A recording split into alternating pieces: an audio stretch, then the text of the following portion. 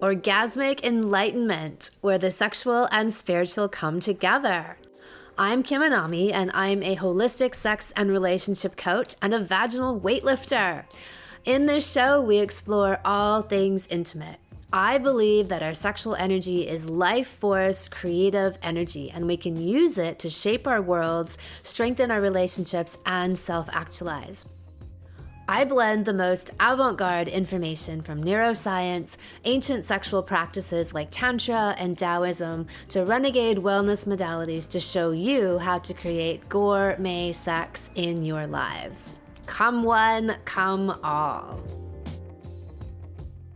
From C-section to free births. The proper subtitle or extended title would be From C-section and 5 miscarriages to free births, and we'll get into that.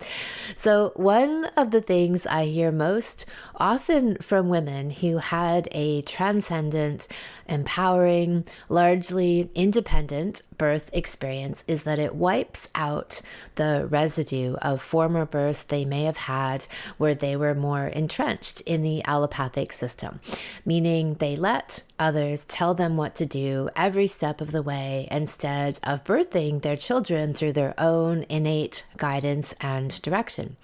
Women who had C-sections have gone on to have triumphant free births at home, which we will hear about later in today's episode. Women who felt that their birth experience was taken from them, and it was, although they also let it be taken, seize their power back over their own wombs and vaginas and become the active directors of their births and therefore their lives. Some of the strongest messaging we receive in our culture is that having a baby is a disaster waiting to happen. It's not something that a silly little woman could do on her own. Nope, she needs a team of doctors, most likely male, although lots more women are getting into the hacking and slicing game these days to save her, and nothing could be further from the truth. All of the education I put out around this topic is to reassure and remind you that you can do this yourself. And in so doing, you will experience a deep transformation, an empowerment, a rebirthing of you as your true, deepest, most authentic and fierce self, because you claimed the opportunity and spiritual awakening that is natural childbirth. So in order to have this kind of orgasmic, ecstatic birth experience means taking the reins early on in your journey, even during conception. We live in an age where humans are so toxic that their bodies regularly reject pregnancies, or they simply can't manufacture quality eggs and sperm to create healthy babies. The outsourcing starts here when couples then seek out IVF and artificial fertility treatments to override the messaging they are receiving from their bodies, which is, yo, bitches, you be really toxic right now. How about you clean this shit up and we try again? I have a great video on natural fertility, which you can check out on my YouTube channel, and I go into the physical elements and the emotional and energetic elements as well. So this is to say that the toxicity and blockages might be physical, but I would say even more strongly emotional and psychological. So how are you closed to receiving new life? Have you left enough space in your world to bring in someone and something new, a rebirth? So let's say you make it to pregnancy, and then many these days are fraught with miscarriages. And this is another common problem. 20% of pregnancies miscarry. So if your child is the symbolic entity, the connection of the two of you, then that's another place that we look at what is the relationship like between the two of you? Because as you work out the kinks and the blocks in yourselves and the collective of your relationship, you then free up the flow for a smoother conception, pregnancy, and birth. anything significant that is not resolved between you will show up in your birth. And even before that, in your pregnancy, and even before that, in your conception journey. So then you combine all of those things with the programming and the imprinting you receive around birth, and you have a lot of work to do to clear the space. I interviewed Hannah a couple of years back about her free birth experience in my podcast episode, What is Free Birth? And she herself had been born by cesarean section as well as her sister.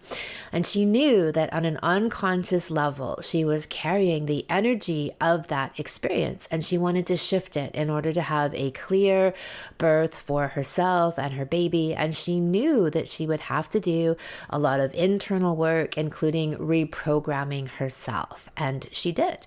For her first child, she had a totally sovereign free birth. So no medical monitoring or intervention for her entire pregnancy or birth. She had her baby at home with her partner, their dog, and a trusted friend present. So what's important to know is that she knew that the experience of her birth was imprinted upon her, a neural pathway, whole network that would have been set up, and that she was carrying the pain of her lineage and what she experienced in her own birth. And she chose to consciously get in there and rewire. So when I was pregnant, a practitioner I was seeing at the time said to me, think of your birth like a marathon. You have 9 months to prepare in every possible way, physically, emotionally, mentally, and spiritually. Most people focus on their physical preparation. Maybe they look at their diet and their lifestyle and some supplements. And I've seen most people really just picking out their furniture and paint colors for their baby's nursery and the rocking chair that they're going to have and the crib that they want to have. To me, that stuff is irrelevant. I never did any of that. Someone I knew gave me a couple of big garbage bags full of gorgeous baby clothes and some cloth diapers, and I was off to the races. And all of the other preparation I did was internal and energetic. Apart from eating a whole foods organic diet, which I was already doing at the time, the most important preparation that I focused on, and that I believe anyone ought to be focusing on, is your mindset, your fears, your internalized beliefs, and then setting to work on reframing and recreating all of that to fit the vision of what you want to have. And so much of the work that I do is about showing people what's even possible to have. And that's why I bring in people and talk to them and have them share their stories as inspiration. So here's what's possible, because you don't know what you don't know. And if all you know is what you've seen in mainstream media programming, they call it programming for a reason, is pain and suffering and intervention and giving away of your power, that's what you think birth is, until someone comes along, or some people come along, and you get these nudges and messages to say, no, this is completely wrong, and this is actually the way. And to me, the way and the truth is always the answer, the pathway that gives you the most power, that gives you your power back. That is always the true answer. And so that's why, to me, the idea of free and sovereign birth is so strongly resonant, and was from the start of my own pregnancy intuitively. Like, I know this, my body knows this, I know how to do this. But this programming runs deeper than you think, because every single image or montage you've ever seen of birth in popular media is of a woman screaming in pain, being wheeled into a room, strapped down into a bed, and then saved by the indoctrinator who clearly knows more than she does. So this is what we are all carrying. And then if you add that onto your own birth experience, which likely had some kind of intervention, whether it was the standard epidural given to your mother or a full-blown C-section, that experience has now been encoded into you. But you can change that. If you don't consciously work on it, though, then you will default to the unconscious map that's been made for you, ready-made by the culture at large, and your own mother and her mother and her mothers before that. In today's video, we are talking with our well-fucked all-star couple of the year, Mark and Amanda. Their story is amazing and it encapsulates all of the concepts I have just described. They each had 2 children before meeting each other, born into the allopathic system, i.e. in hospitals. Amanda's first child was breached and she was told that she needed to have a C-section. And at that stage of her life, she was immersed in the allopathic mindset, and even though she was devastated, she complied. Her 4th child was born at home in her bed with just her husband present. This was an entirely free birth and no one attended her pregnancy either. And between all of this was 5 miscarriages that they experienced together. So their story is so incredible and very entertaining that I am going to let them tell it and how they evolved along the way. Well fucked all-stars. All right, so I would love to hear this rebirth story of yours.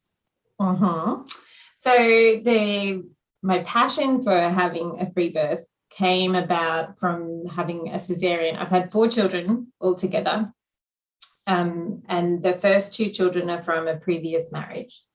And I was younger, I was 24 years old, and was in the allopathic system. I went to a public hospital and I lined up and did my every 4-week meeting or whatever it was that you had to go be scheduled for to get checked.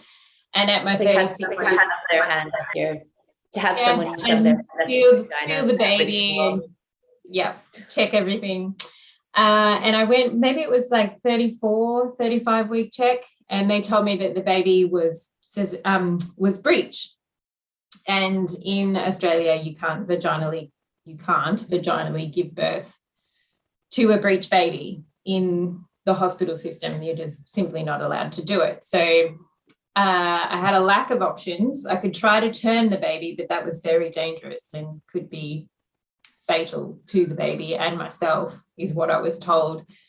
So really scared into, I don't know what to do. So, and my husband at the time, he was like, let's just get the cesarean. So the next appointment we went in at 37 weeks. And at that appointment, we looked through the calendar to work out what fitted with my husband's work schedule and with the doctor's schedule. And then it was set for Wednesday morning.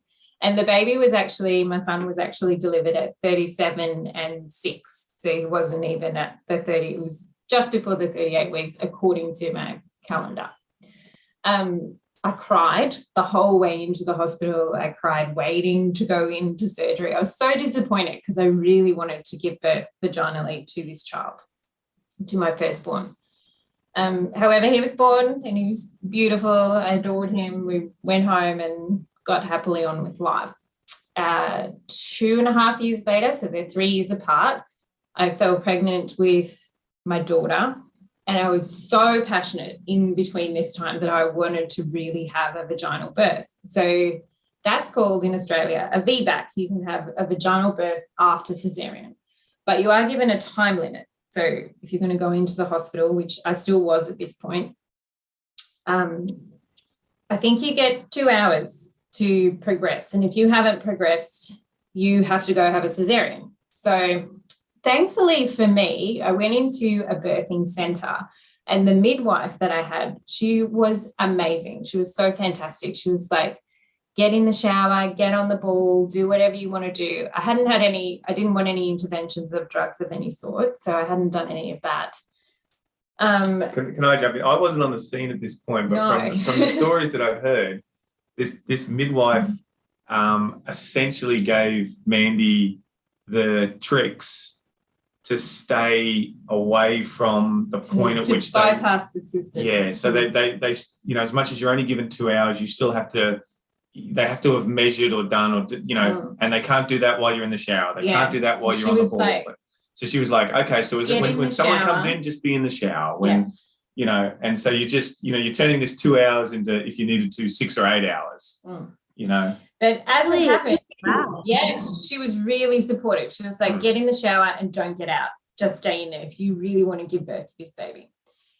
Her shift ended up it was going to finish, but she stayed on anyway. So that was beautiful of her as well.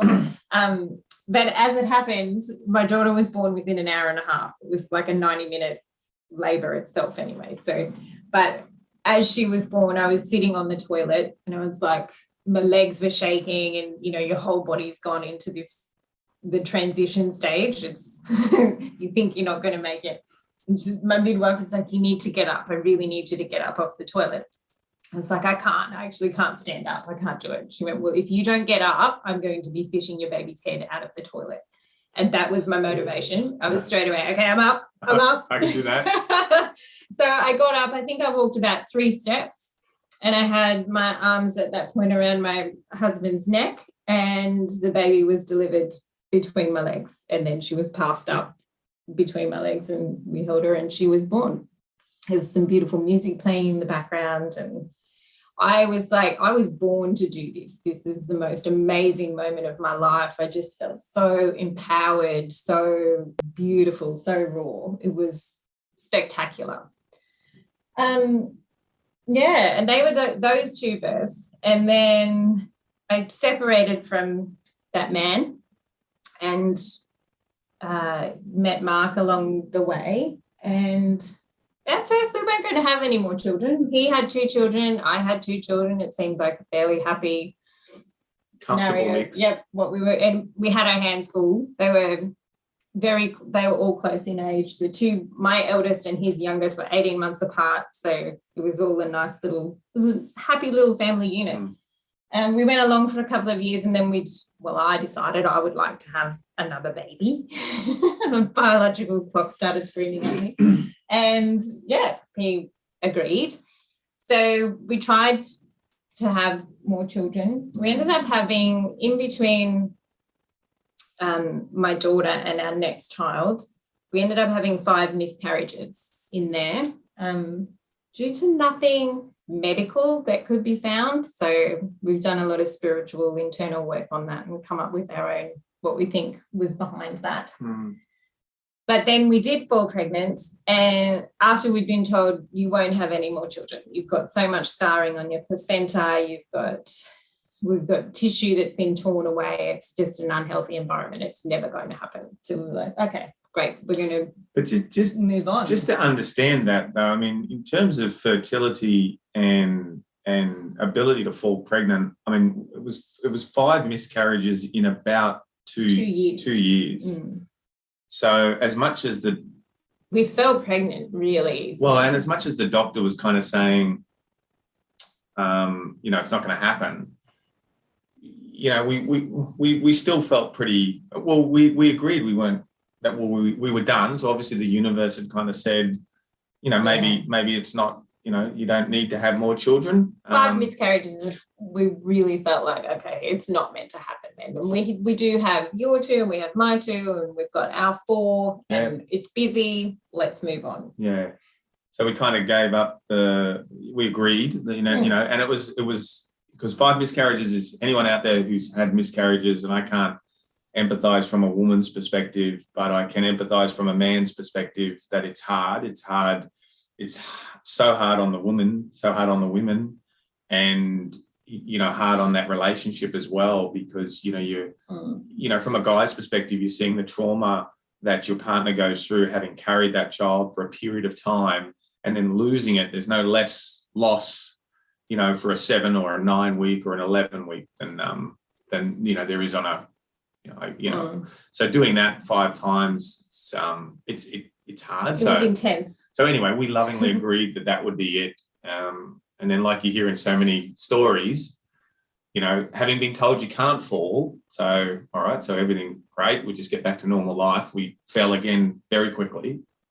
Yeah, well, probably the energy started to flow differently between us, I would say. There was more relaxed energy, more loving energy towards creating something else and less focus on creating a child, just led to the flow of the universe, I guess. Yeah. So we fell pregnant, and it's that intuitive knowing. I just really felt like when that pink line came up and I tested positive, I was like, I just know that this baby is going to stay. Sounds cliche, but I really felt like I just knew it. Well, she was right. So. Yeah, so we went through the journey of her pregnancy, which was beautiful. Yeah, we changed up a few things. I got rid of the obstetrician that I had been seeing, because when I went to get checked with him at 8 weeks, and actually it was the 9-week checkup and the baby was okay, I was telling Mark, I went to that appointment by myself and I came back from it and he said, it's so triggering. It's really hard to walk in there, because every time I go in there, I'm reminded of getting an ultrasound and finding out there's no heartbeat, that the baby was not alive anymore. So I was like, I can't go there anymore. It's really uncomfortable. So we didn't go to that obstetrician anymore. We chose another healthcare provider, who ended up being a really good friend in the end, and very supportive of what we wanted to do. He was he was an obstetrician, but he was so fantastic. He when we arrived at the hospital and I'd already had the baby, he was like, I knew you were going to do this. And they had supplied us with hospital sheets for the bedroom and things that we might need if I went into labor and it happened quickly, which it did.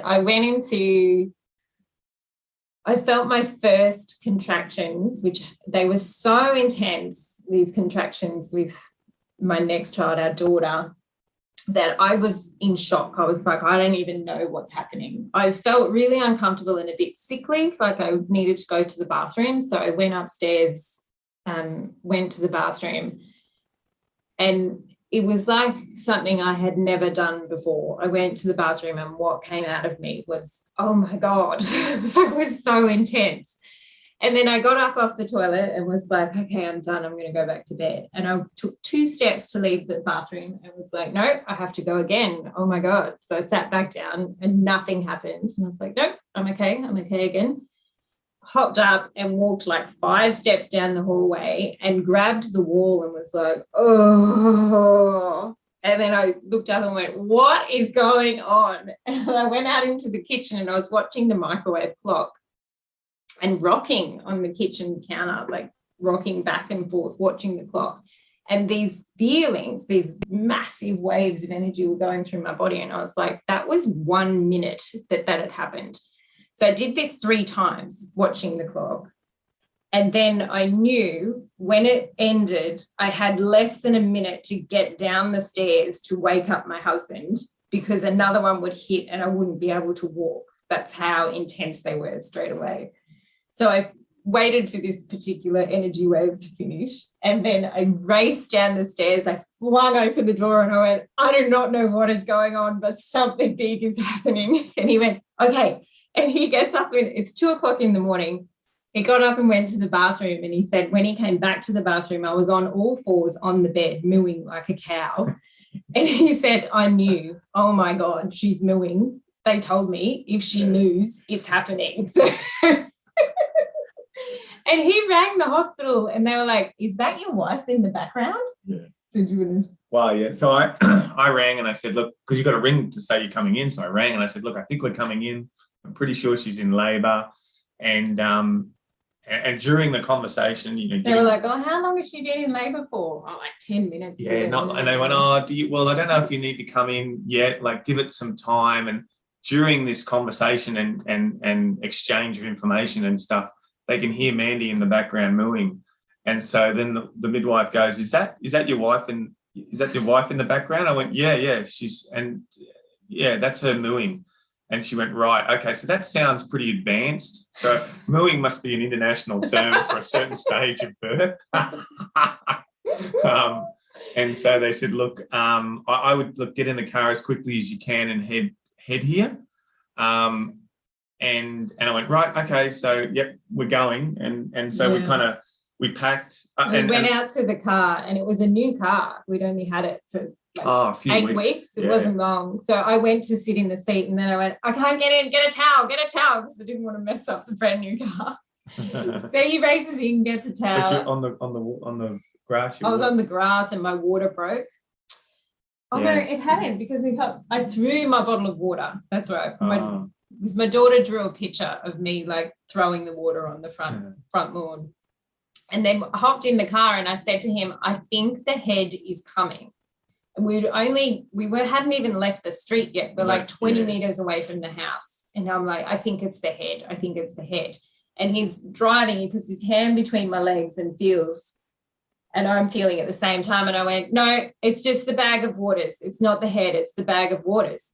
And then the water broke and went everywhere on the front seat. So in his mind, he's thinking, okay, so I've got like half an hour. I thought maybe an hour or 2 hours. All my after the water breaks. Thought process is your water breaks, and then you're going to have this like 2 hour long birth process, and we're only 20 minutes from the hospital, so we're all good. It's go all systems. Yep, take it easy, Dale. Put your feet up. I'll get us there, sort of thing.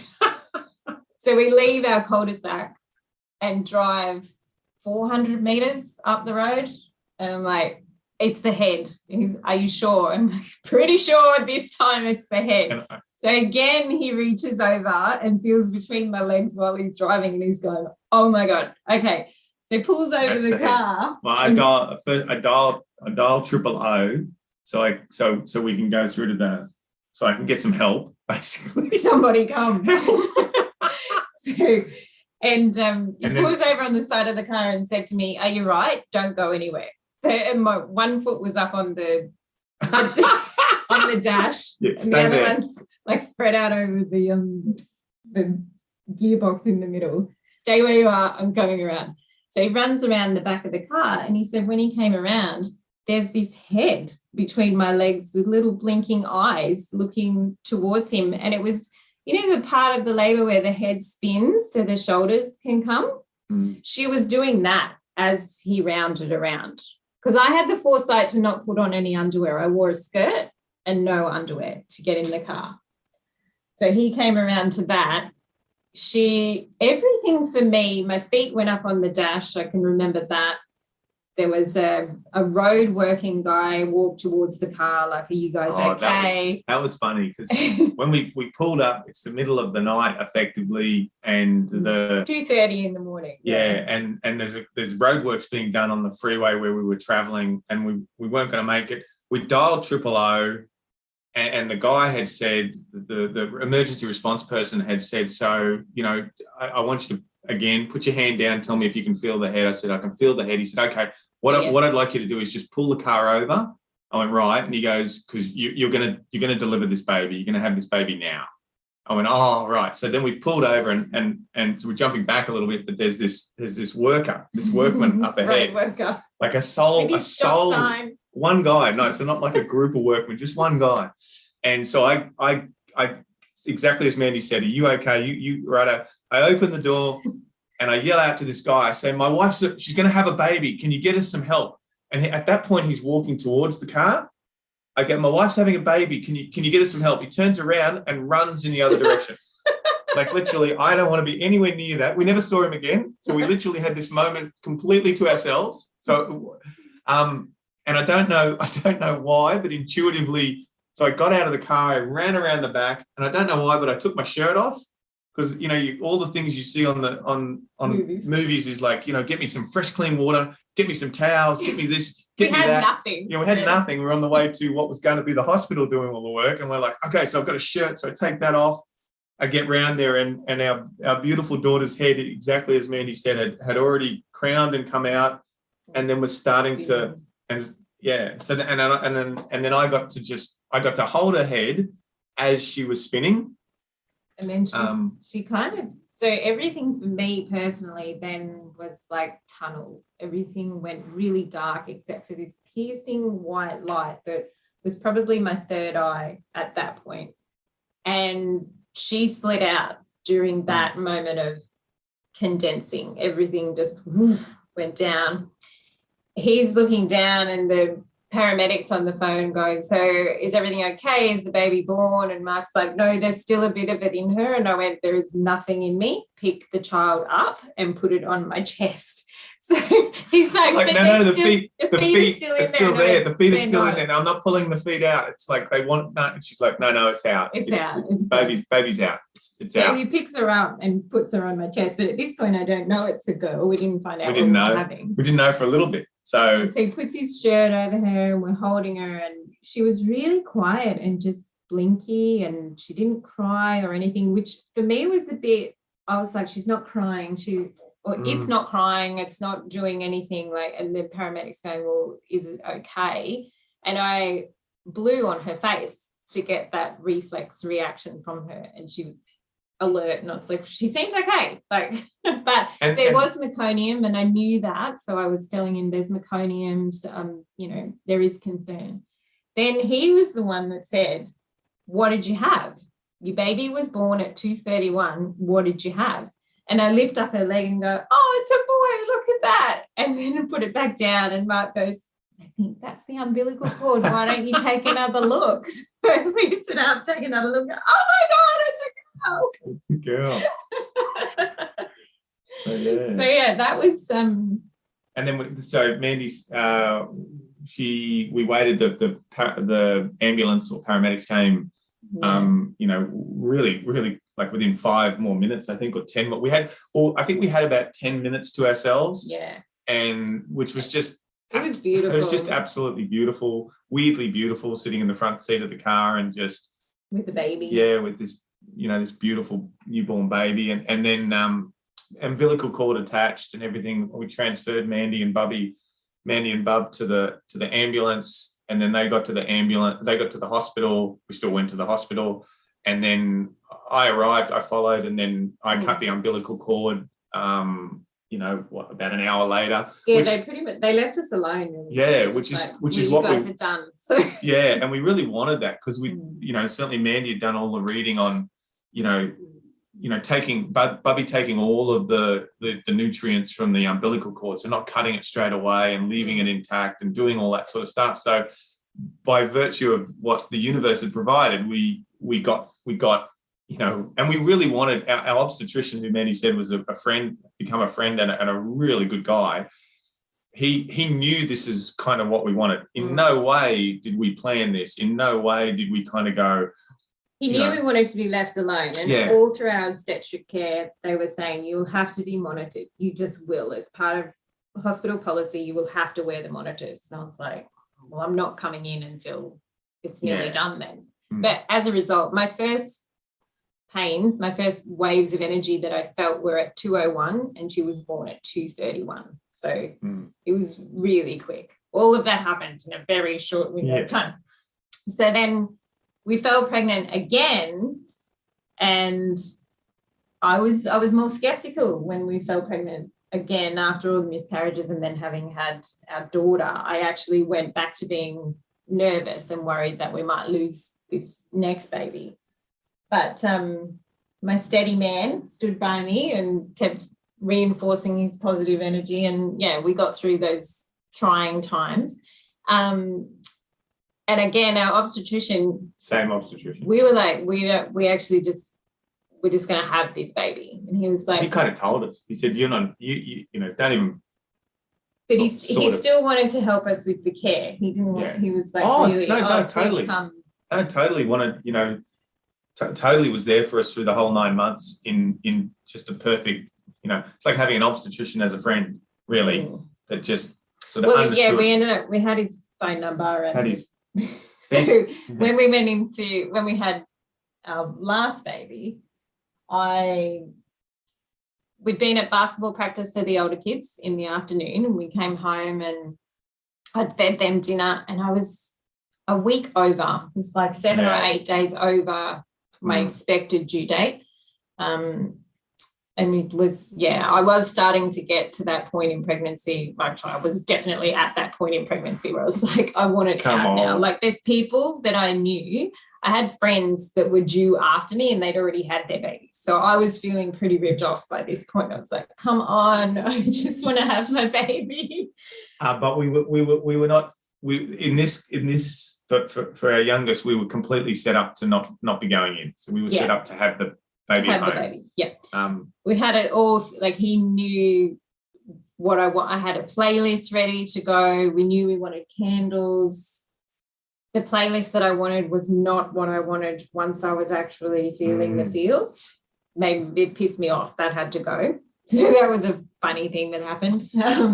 But yeah, I fed the kids, the older kids their dinner and the baby her dinner. And I was like, I can feel some stuff happening. I feel a bit uncomfortable. It's nothing like with my daughter, the one that was born in the car, but it's going to happen in the next couple of hours. So I'm going to go take a shower and just freshen up and get organized. And he was watching TV and he was like, all right, let me know if you need anything. So I'm in the shower and I don't know what he could hear, but he came down and I was holding the rail of the shower head and I'm rocking back and forth, making these moaning sounds. And he was like, oh, shit. Here we go. Here we go again. So I'm lighting the candles. So now he's running and he was sweating because he's gone, oh, my God, I have to get all the stuff. So he's getting the speaker and the playlist and the candles and setting up the bed with protective towels. Yeah, the hospital had given us they've given me a ceremonial set of scrubs as well, so which I didn't put on. But they'd given us the stuff to lay on the bed, the absorption towels and all that sort of stuff. So I'm setting all of that up. I was still in the shower and then he came to the shower and I was like, I need help to walk from here, like a 3-meter span. Yeah, it's probably 3 to 4 meters from the shower to the bed.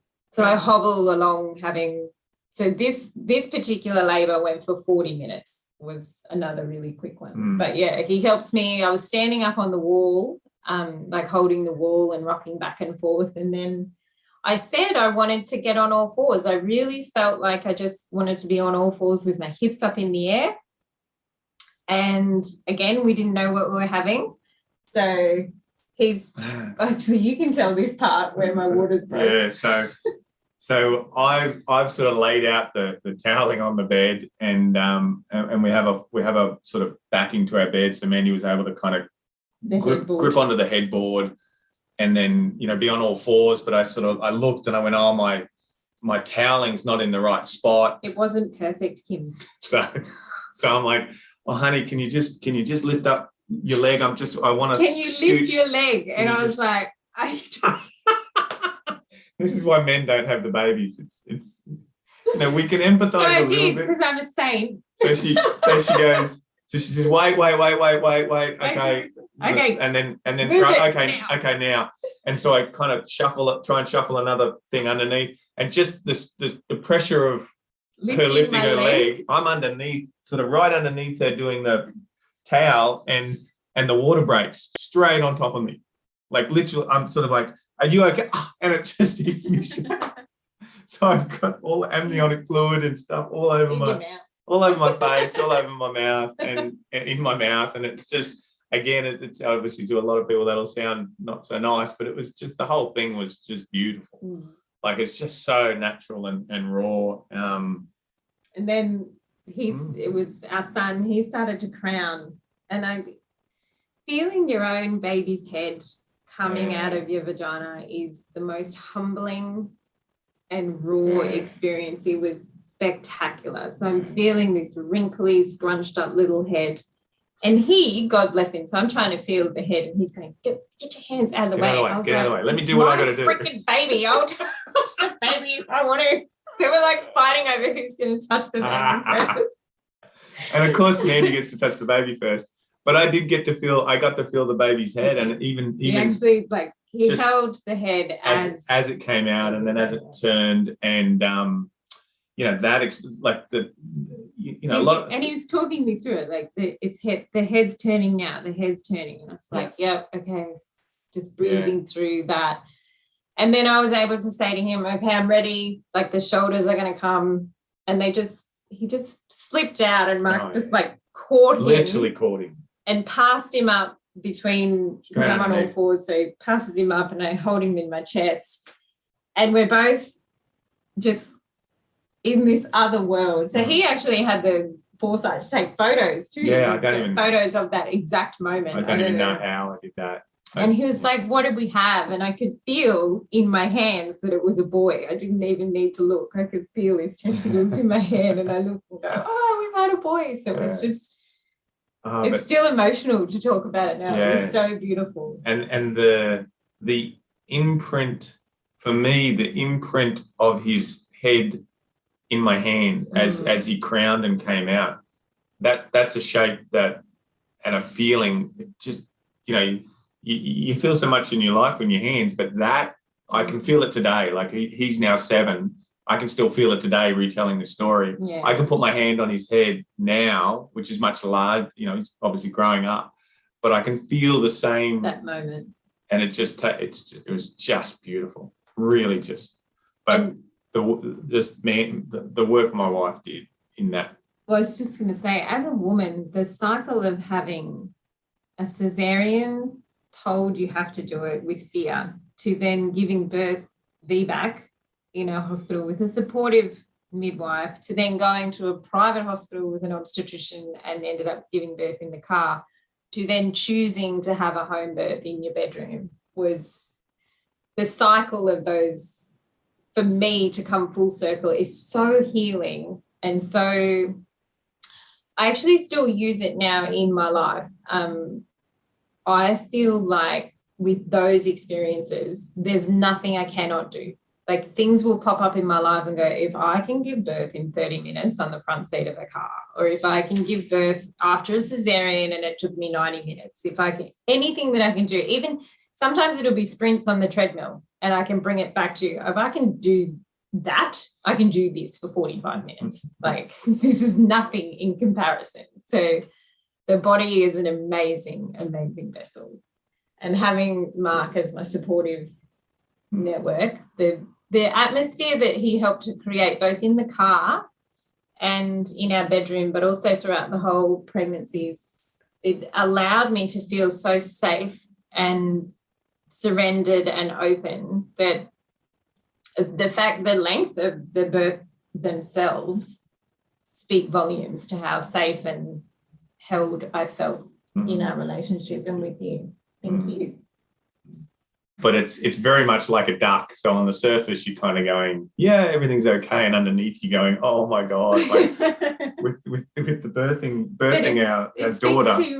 It speaks to your masculinity as well, that you can step up and jump into that role. But I see it as a gift. Like I mean, not to differentiate yourself from other people, but I mean, hundreds of years ago, women were giving birth to their own babies like all the time. It was done. It was the only thing that was done, and now, I mean, to look at all the ways where I'll say encouraged, and from the point of encouragement to then being forced to have babies in a timeline and in a space that's suitable to the allopathic networks.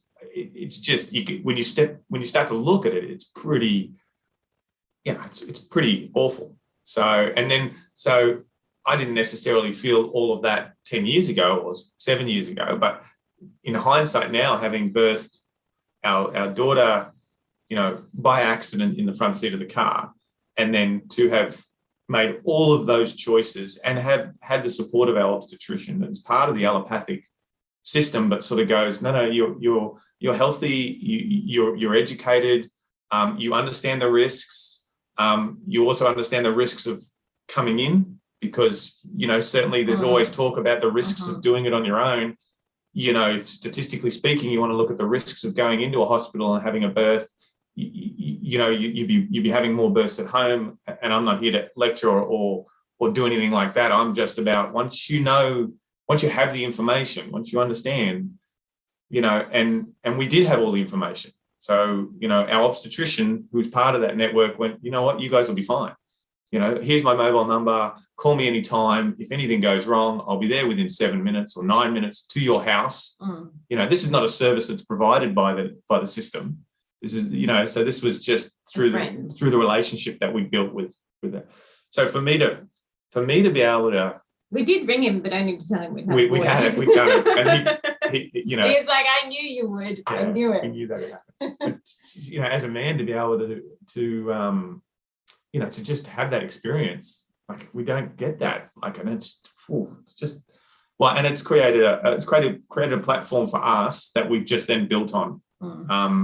You know, to have done that together, to have lent into one another and trusted one another and created that space for one. I mean, I wouldn't have been comfortable with Mandy home birthing if she wasn't as confident and as self-assured and self-aware and in tune with her own body in every way.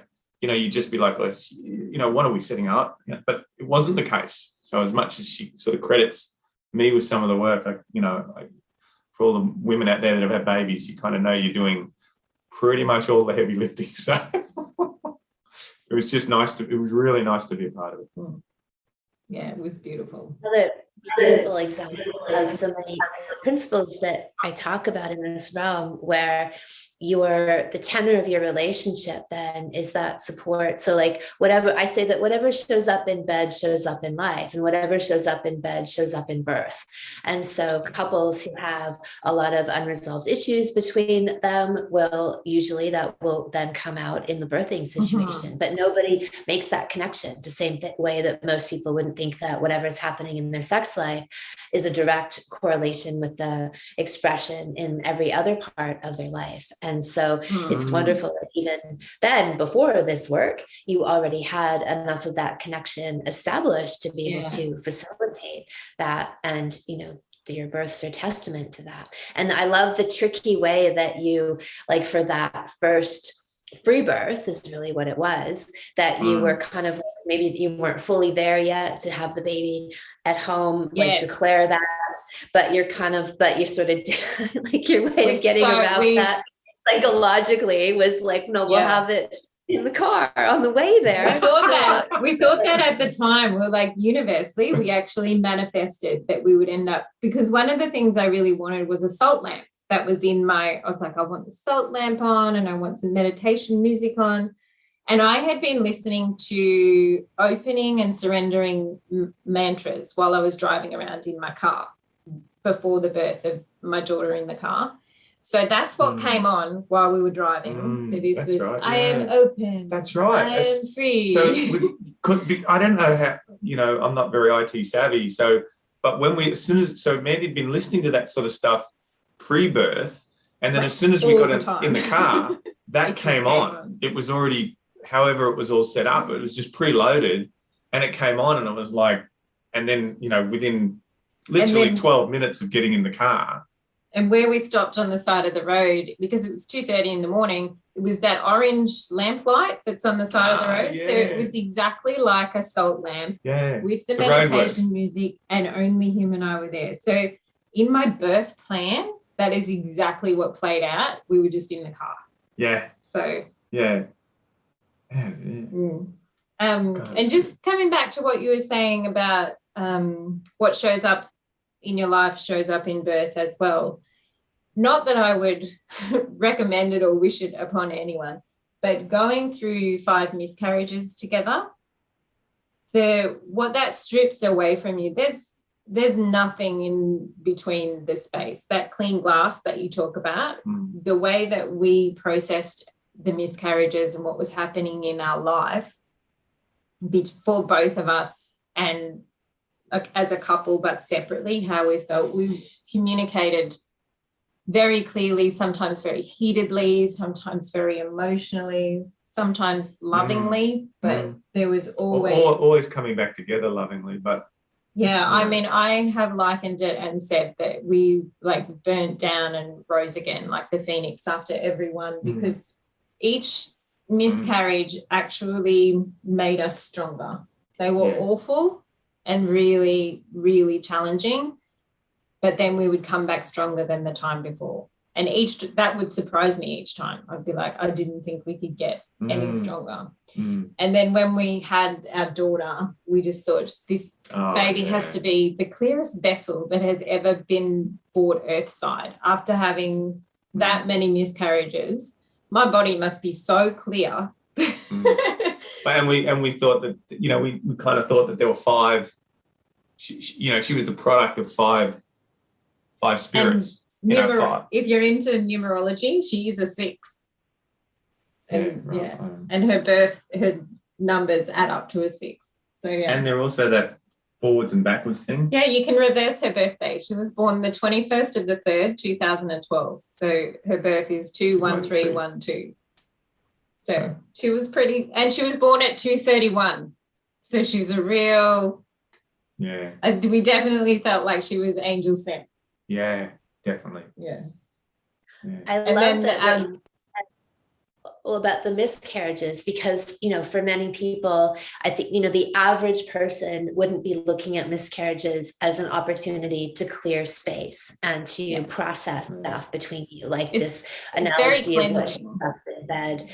If you use it that way, because I think a lot of people might feel victimized from it, they might feel that they are effect versus cause, and you may well have had those feelings throughout, but to look at this though as like opportunities. Well, what do we need to clear space with? Because obviously you cleared so much space that baby came busting out in 30 minutes, right? Yeah. And so that's like a testament to having done that space clearing, but to use those opportunities. And I just love what you said, because I'm sure many people will resonate with those feelings, but that you've used those moments as phoenix rising opportunities to rebirth yourselves and rebirth your relationship and to do even more work, right? And then at the time when you really let go and we're like, all right, then we'll just let go of this now and surrender this and stop trying to have another baby, then you do have a child and they come flying. Trusting, I guess. Trusting each other, trusting what you've done. And seeing that it was like questioning, it's happening for you. Not happening to me. It was like, what can we learn from this? Why is this happening? It was miscarriages, like, and I'm giving it to you from a man's perspective, which is just, I hate doing that because it's like trying to talk about a birth. I can't, but it's horrendous. Like, I mean, for me, seeing my wife miscarry and then and truly going, leaning in and going on that journey with her. And then, we had 5, and then fronting up to do it, fronting up to try again. So each time, I'm going, oh my God, I don't want to see my wife go through this again. I don't want, so it's, you have to stay, and then I'm questioning my masculinity. Like, I mean, so do I stop it? At number 3, do I go, no more, no more, But you can't, and then when, as you've said before in your work, when one person wants one, there's really not much you can do until they work through that. Yeah. And I still really wanted to keep trying. So and you weren't opposed. No. It was absolutely not about not having a baby. It was like not experiencing that pain. It was just watching my wife, and I mean, I have pain attached to it as well, but not the same as obviously a woman carrying a child for a period of time and then losing it. So, to watch that trauma, that real, but then work together and as Mandy said, kind of rise up slightly differently. Look and assess. Are we, like you said, are we doing it like you said? Is this happening to us, or are we for us? And then having that evolve over that 18-month, 2-year period, and then reach a point like it wasn't beer and Skittles. It was like, okay, not meant to be. Okay, we'll get on with another chapter in our life. So and we did. We actually bought a business and started to move into that area. And within 2 months buying the business, which Mandy was running, we went, oh, by the way, my boobs hurt. And I'm pregnant. That's how it came about. I was on the back of the bike, and every time he put the brakes on, I'd lean in and go, oh gosh, I'm uncomfortable. And then we were at a restaurant and I got served eggs for breakfast, and I took one look at them and went, oh my God, that's disgusting. And we looked at each other like, no, wait a second. What's going on? It's the telltale sign. No. And I know I shared about our daughter and her numbers and the birth of her. If you can take all the energy of those 5 miscarriages that we had and bottle it into one child, that's the last child that we had. He is the biggest bundle of energy, and he wasn't not planned, but it wasn't. Yeah. Like we wanted another one, but we weren't actually like fully there yet. No. But he came. He was like, I'm here and I'm here to stay. And I'm here. Putting my stamp down. And he is loud. He's delightful. Yeah. Lots of love. Lots of, all the right sort of energy. Lots of love and lots of, he's the one that goes, my mum is so beautiful and we're so lucky, Dad, that mum does this and mum's amazing. But at the same time, I mean, he's the guy doing parkour down the street when we go for a walk, or, he's 24/7. Can we go to the skate park? Can we go to the beach? He's 5 babies in one. Oh yeah, he's a lot of energy. It's good. He keeps us both pretty much on our toes. So, but in reflecting on it, just the most beautiful journey. Those all of them culminated together, as I said. But it's your journey as well. But having cesareans, hospital births, car births, and home births, it's very special, pretty spectacular. You've got to be a pretty unique individual, which is my wife. But to have a cesarean and to be told just so categorically that you're not going to be able to deliver naturally in the system. Again. And I mean, as much as Mandy talks about the journey across the 4 children and ending up birthing our youngest at home, that was the journey without her knowing herself as well at 24. That was who she wanted to be at 24. She wanted to birth that baby. And if she'd have had more information and more knowledge at the time, that would have been her wanting to birth that baby at home naturally. And if I was pregnant now with a breech child, I wouldn't go to hospital. Yeah. But that's just us. That's where we are at on our journey. But. Yeah. But so she, so even to then have that happen and then go, you know what, I'm going to give it. I mean, the odds statistically, if you want to look it up, the number of women that give birth naturally after a C-section would be very low. Not because they can't, but because, again, you get your time the information limit. Is not. You're on the clock. You're literally, Even surprisingly, my first birth was a cesarean. My second one was vaginal. I thought my third one would be considered, you can do whatever you like. No, I was still considered VBAC. Yeah. All my pregnancies were considered VBAC because of the first one. Even though I was like, but I've now, so with my 4th baby, I'm like, I've given birth twice vaginally, like one of those times with total unassistance. So, but they still consider, no, you've had a cesarean. So that was when we were like, we don't really want to do that then. We're going to stay home and have a baby on our bed. Yeah. So, but as we said, that's our journey, and not everybody is the same. So, and there's no judgment. It's just that's our journey, and it's been beautiful. It's good to have that information though, because I mean, I my exposure has only come through the experiences that we've had, and I would have been my first 2 were born allopathically, our oldest 2, which were mine to a previous, certainly born allopathically. And for me, there was no other thinking. My new thinking came about by meeting, loving and marrying Mandy, and then, her wanting to give birth at home and just wanting to support, her wanting to give birth naturally and support that, which then evolved into, just due to the system, I want to give birth at home. And I'm like, well, yeah, let's do that, and then, so the more information I was able to get, the more I was able to say, well, actually this is, this, because you're just riddled with fear and you're talking about your own child.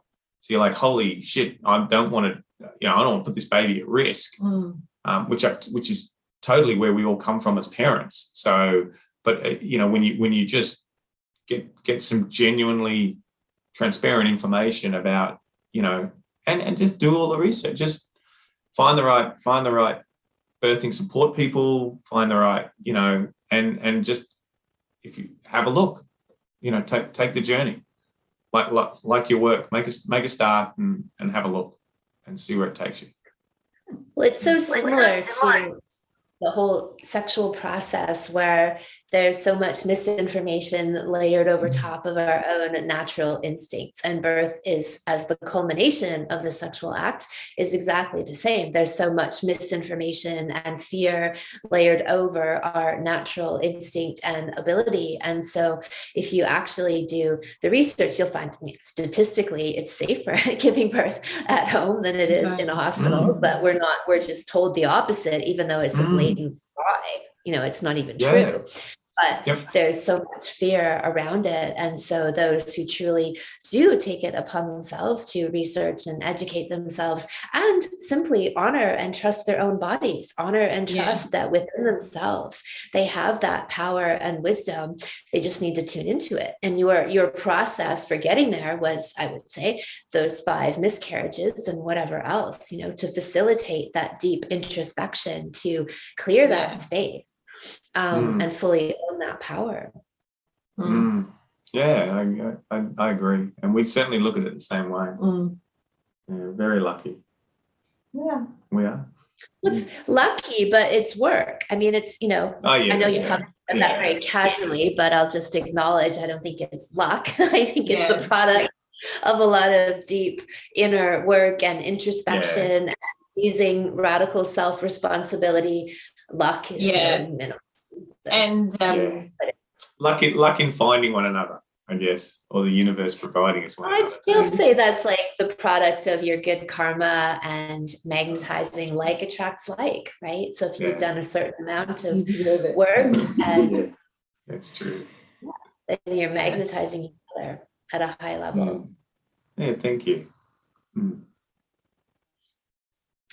Wonderful. Oh, thank you so much for sharing that. And I think that'll be wonderfully inspiring for people to hear, especially around miscarriages, that, that they can pull through that, and especially what you went through and where you came out the other side. It's a really beautiful, beautiful story. Yeah, thank you. And our hearts go out to all those people that unfortunately experience those sorts of pain. So having experienced it, it's certainly it's hard. But there is another side to it, so you do come out. Fantastic. Thank you. Thank you. Right, thanks, Kim. I love this story for showing the evolution of a woman and a couple moving from the allopathic system and restoring their own power back into themselves. And that they recognized that in the processing of the various miscarriages they had, despite going through the emotions of loss and grief, they also looked at them as opportunities to clear space and examine what in themselves and in the relationship could be contributing to this growth that's not taking hold. That is the position of power, of taking control of your life and realizing that you are the creator of your reality. Once they'd done that much clearing, the baby was born in 30 minutes. My entire Sexy Mama Salon is devoted to exactly this, removing the old and bringing in the new. I go deeply into all the factual information and dispel the allopathic myths and pyramid scheme / snake oil that is the industrial birth model, and how home and independent birth is truly the safer and healthier option. I show you how to remove your fears and blocks and internalized programming around all things birth and reset you to the place of your deep internal connection and knowing that we all have. Every woman can have a blissful pregnancy and orgasmic birth. This is how it was meant to be, and I will show you how to get there. The Sexy Mama Salon is open for registration and begins today. You can sign up at kimanami.com and look for Sexual Savant Salons and click on Sexy Mama. Thank you so much for listening. If you haven't already, subscribe and also leave a review. And send someone else the gift of a healthy libido and an off-the-charts love life by sharing this episode with them. We'll be back next week, and in the meantime, many happy orgasms.